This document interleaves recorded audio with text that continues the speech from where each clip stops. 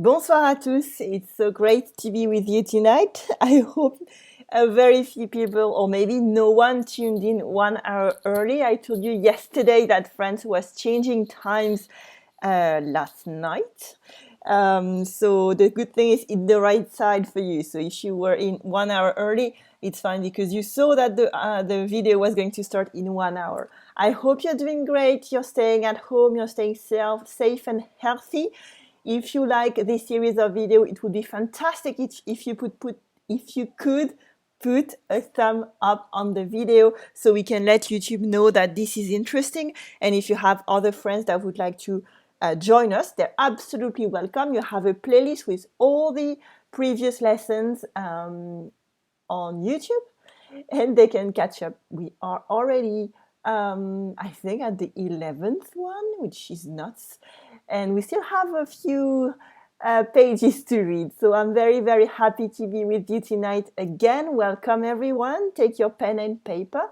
I am aiming for this amount tonight, and maybe we'll reach this sentence as well, but I know that here there is tons of vocabulary, so we'll see. Let's start with this one. Are you ready to read? We are going to read together. 1, 2, and 3. Elle toucha de sa baguette tout ce qui était dans ce château, hors le roi et la reine. Gouvernante, fille d'honneur, femme de chambre, gentilhomme, officier, maître d'hôtel, cuisinier, marmiton, galopin, garde, suisse, page, valet de pied. Elle toucha aussi tous les chevaux qui étaient dans les écuries, avec les palefreniers, les gros matins de basse-cour et la petite Pouf, petite chienne de la princesse qui était auprès d'elle sur son lit. So that's the paragraph for today. So we see lots of new words which you might not know because they are a bit old-fashioned. French for old-fashioned job, or job that maybe you have if you're extremely rich with a big castle, but honestly I don't, because I live in an apartment in Grenoble and I don't have that many people at my service. Well, not even one. We are at home, confined in Grenoble. Everything is fine for us, but we don't have all these people to take care of us. So let's start with just the beginning here. Ready? Let's read this together again. Elle toucha de sa baguette tout ce qui était dans ce château, hors le roi et la reine.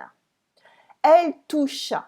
So here we are talking about the good fairy who came back from, I think, le royaume de Mataquin. She was in a neighbor, well, no, she was far away because she came back with les bottes de 7 lieues, thanks to les bottes de 7 lieues, because a dwarf warned her, and she came back with her chariot of fire with dragons. So she's back and she said the king did well, and this is how she's going to help.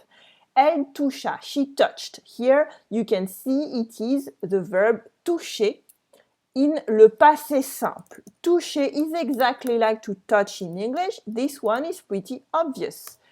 And it is le passé simple because, as we saw in written French in this kind of books, we are using le passé simple in order to tell a story. She touched de sa baguette. Here, la baguette is the wand. La baguette. This is something that you see in Harry Potter, for example. And we could say la baguette magique, which is often something that we mention. The magic wand. La baguette magique. Here you know if you've been learning French for a little time, or just that because you know France, that la baguette is the famous bread that we have in France. La baguette is the wand as well, or la baguette magique for the magic wand. La baguette magique. De sa baguette. Elle toucha de sa baguette. Here we could say avec sa baguette. Okay? But here, de sa baguette makes it a little bit more elegant. Elle toucha de sa baguette. Here, if you want a little bit of context in terms of mindset behind de, is it has this idea of a very light touch by the tip of it. Avec is just showing you what she touched it with. So it's 99.9% the same, but if you're very, very advanced, if you say avec sa baguette, it's just the mean, okay, to achieve something. So avec sa baguette, it is the instrument she used to touch it. But de sa baguette has a little bit of extra magic, not magic, but niceness. It's very light. You can imagine just something happening very quickly and very delicately. Okay, avec sa baguette is just telling you with her wand. Okay, elle toucha de sa baguette tout ce qui était dans ce château, everything that was in this castle. This is pretty straightforward. Or le roi et la reine. So le roi et la reine is the king and queen, but or is except. Except or apart from. So except the king and the queen or apart from the king and the queen, even though or this use of except is a little bit old-fashioned. We would use it more to say outside of. Or le roi et la reine. I'm going to show you two examples. For example, hors de chez moi,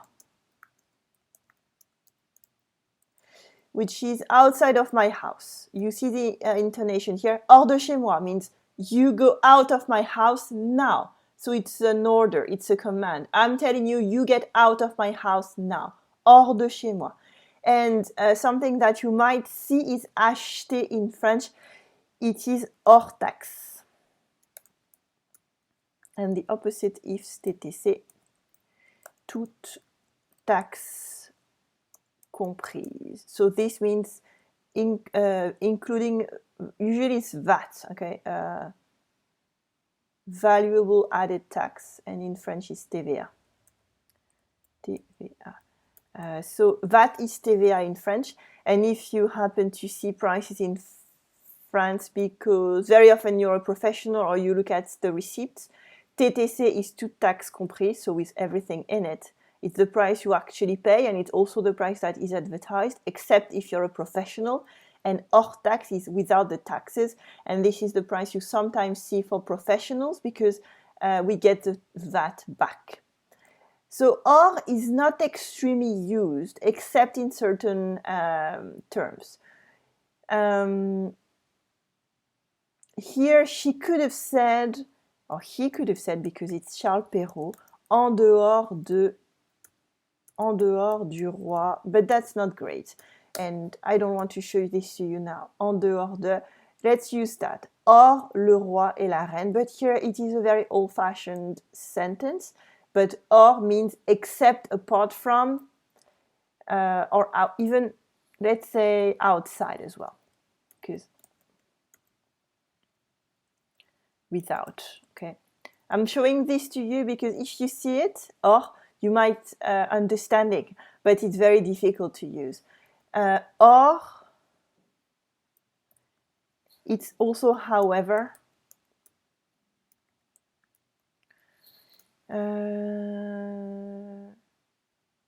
For example, or but. Okay. What does word reference says? This is going to be more useful.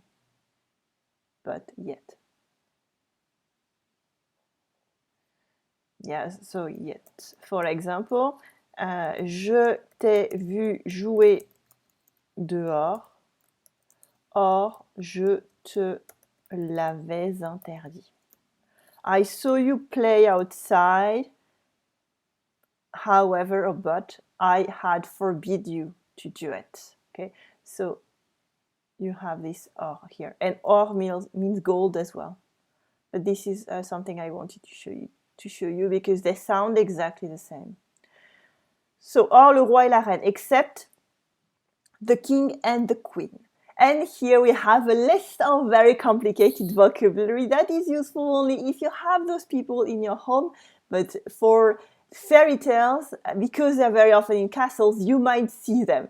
So I took my dictionary, well, word reference, and I went through all of them.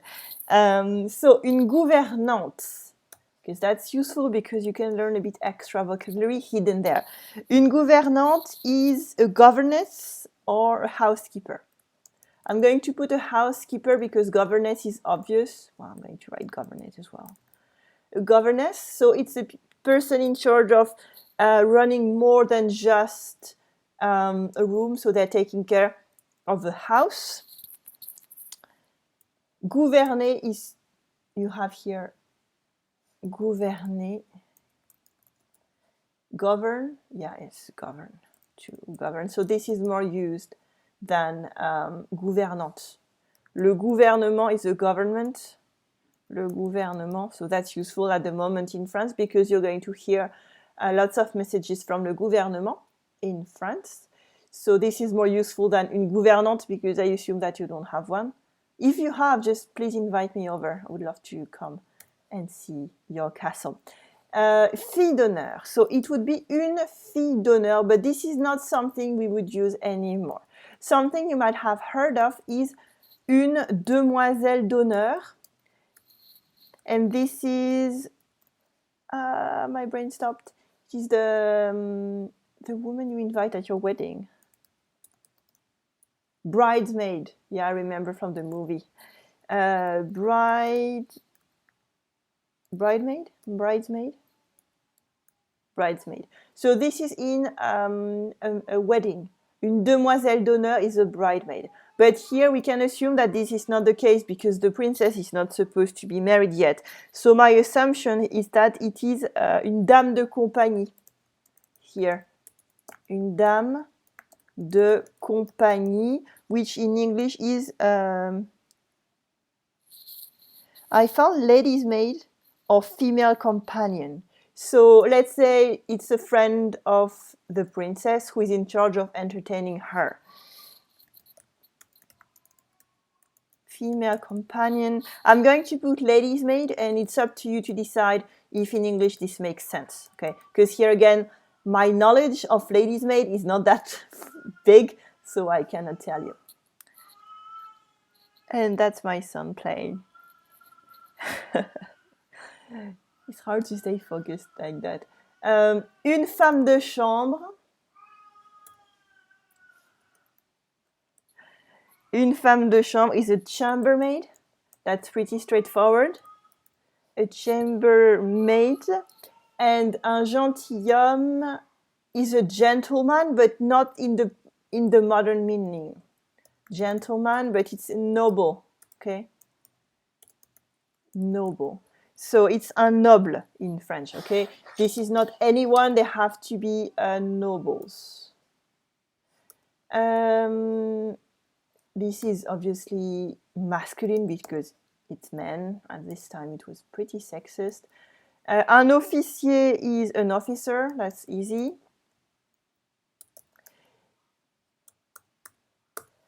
Un maître d'hôtel is a butler. Again, maybe you have a butler, that's good. I don't, that would be fun. Un cuisinier is a cook. A cook and not un cook, a cook. And un marmiton is something interesting for you at the moment. If you want to cook French food, is a kitchen boy. And nowadays, this marmiton is a website. Marmiton, I think it's .fr. You can check out. Let me check. Marmiton.fr. We can check this out together. No, it's .org. So that's a very famous website for recipes. I don't have anything to gain from showing that to you.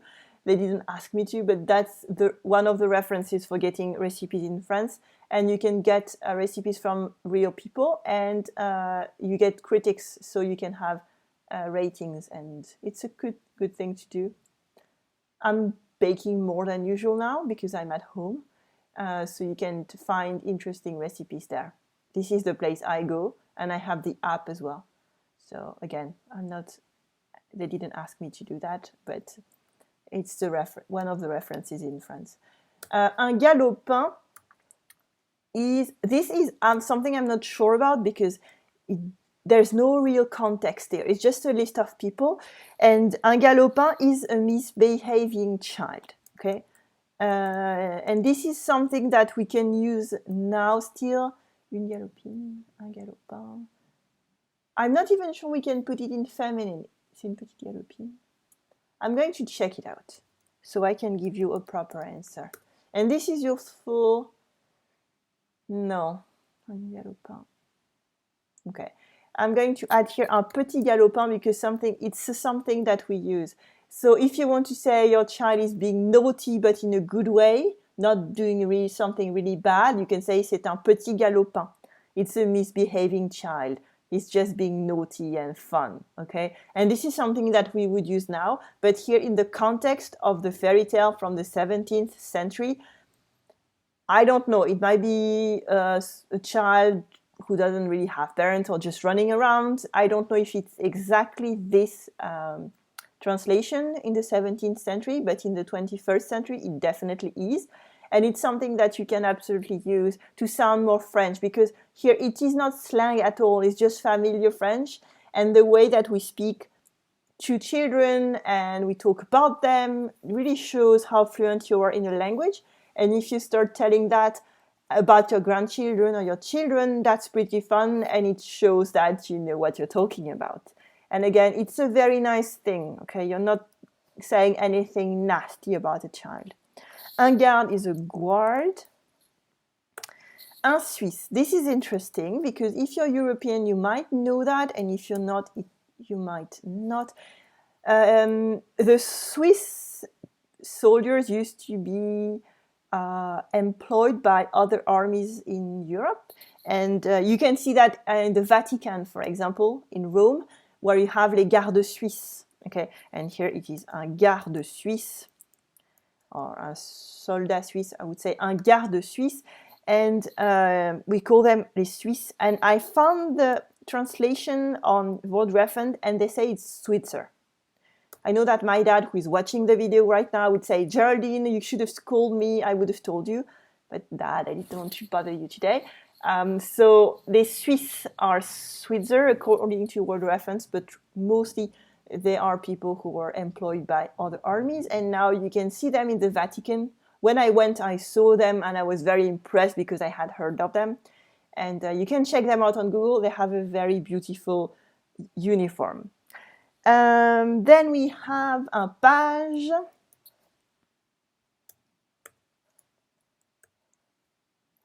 Is a squire. Un page, just like une page. Une page is a page in a book. In a book. Un page is a squire. Un valet de pied. If you want to know the truth, I was supposed to do my recording during my child's nap, but we started watching an old movie with Louis de Funès. I'm going to show it just in case you're curious. Louis de Funès. L'aile ou la cuisse. At the moment, the French TV is showing lots of old movies to entertain people. And I was going to actually record the lesson, and then we started watching it, and I said, okay, 5 more minutes. And then he woke up and I went to do the lesson. So it should have been much more quiet, I'm sorry. But if you have the opportunity, this is a big, famous movie about a man who is passionate about French food, and he has to fight about the food industry trying to sell bad things to people. And it's pretty funny, and I was happy to see it again, because in such difficult times, it's good to see stuff you're used to and an old-fashioned movie that everybody know by heart. And yeah, it was entertaining. So I'm sorry for the noise, but I watched this one this afternoon. And if you have the opportunity, it's a pretty fun movie. And mostly any movie with wittiness is good. So check them out. That's it for why there is a bit more noise today. Un valet de pied is a footman. A footman, literally un valet de pied, okay?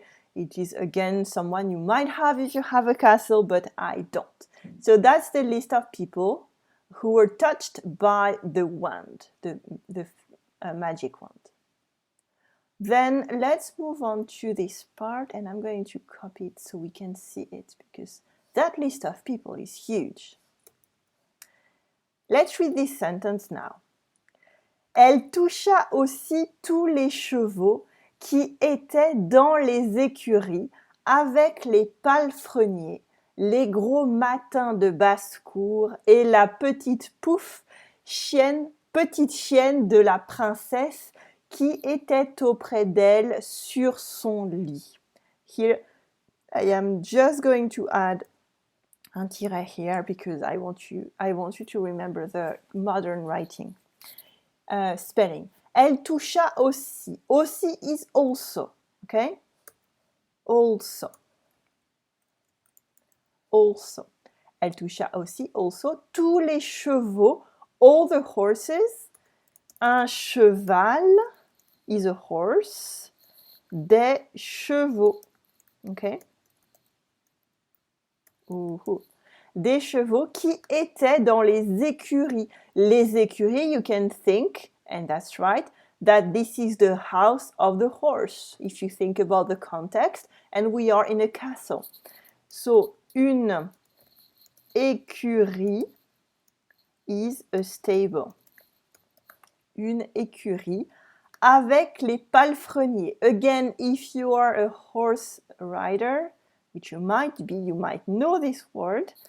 Un palefrenier is the person in charge of the horses, the groom. I found ostler as well. So again, it's such an old-fashioned word. I will let you judge if this is the right translation, but you have this idea of it. Les gros matins de basse-cour. Again, this is old-fashioned French, so gros is big. Les matins and la basse-cour. La basse-cour. Let's go to this word first because it will give you a little bit of context. It is the barn, but I wanted to show you something else. It can be the courtyard. If you are talking about an old middle-aged castle, la basse-cour is the courtyard, but here it is not the courtyard, but I wanted to show it to you as well if you are into middle-aged castles. The barn is the place where you have the animals, okay? For example, the chickens, etc. And here it is a very old-fashioned word. Un matin, I had to check it out. I can imagine what it was from the context because we have the word gros, because we have basse-cour, but I didn't find out what it actually was until I checked in word reference. And this is a mastiff, which is a word we use in French as well. So you have this idea of a very big dog, the big dogs in the barn, who are maybe frightening the rats. La petite Pouf, so Pouf here, what does that mean? Well, that doesn't really mean anything because you have une majuscule here and you can then think, and you're right, that this is the name of the little dog. Okay, so I'm not going to translate it here. It's the name of the little dog. Petite chienne, so chienne is the female dog. Chienne, female dog. De la princesse, of the princess, qui était auprès d'elle sur son lit. Qui était auprès d'elle sur son lit. Here, you can imagine that the dog was close to her on the bed. And that's true. Auprès de is close. Auprès de is close to. But there is something I wanted to show you that I think is important here in auprès. Because if you wanted to say close to, you would say près de. Okay? Près de is close to. It's the same. You could say, et la petite Pouf, petite chienne de la princesse qui était près d'elle sur son lit. Le lit is the bed, by the way. Okay? But why is auprès more meaningful than près? This is a question of intention. Près de is close to, as in distance. For example, la lampe est près du canapé. The lamp is close to the sofa. It's just next to it. La lampe est à côté du sofa. Ooh. Sorry. Près. No. Près is ready. P-R-E-T. La lampe est près du canapé. The lamp is close to the sofa. That works. But you cannot say la lampe est auprès du canapé. That doesn't mean anything. Why? Because when you say auprès, you have an intention behind it. You want to be close to this person. So this is a sentence you use if you want to snuggle. For example, you can imagine the little dog in the bed with the princess. The dog wanted to be close to the princess. The little dog, she loves her mistress, so she wants to be as close to her as possible in these difficult times. This is a word you use when you want to say you're close to someone who is sick. Okay? Elle est restée auprès de sa fille malade. Okay? She stayed close to her daughter who is sick. And you have the proximity of space as well, okay? You have to be close in space and you have to be close in intention and in mind. Okay? Elle est restée auprès de sa fille malade. Okay? Je vais rester auprès de toi jusqu'à ce que tu guérisses. I will stay close to you, next to you, until you're better. Okay? And this is important. And again, this is a kind of thing that will make your French so much more authentic and fluent. It is not necessarily difficult, but it's not something you're going to use a lot as well. But when we want to express this kind of French, it is in difficult situations. So it's even better to have the right word. And this makes a big difference because you're using the right word here. So auprès is close to someone in space. For example, you're going to stay in the room, you're going to stay in the house, you're going to stay in the hospital day after day until they're better. And you have the proximity of intention. You want to be next to them. Whatever happens, you will be there to help, you will be there to support their moral health as well, mental health. Everything. You're going to be devoted to this person. And près de is just you're close to the person, close to the object, and you just happen to be next to it. Okay? So let's look at les liaisons now.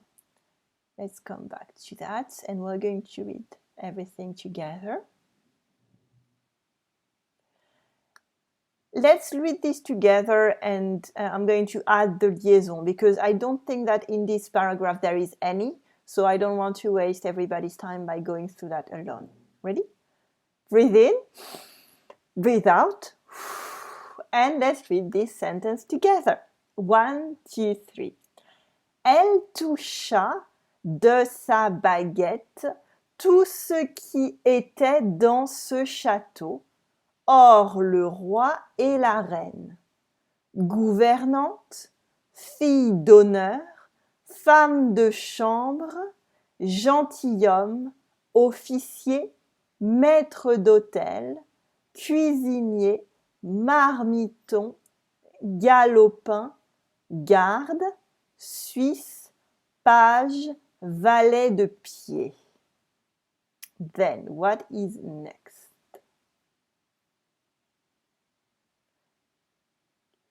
I'm reading that for myself.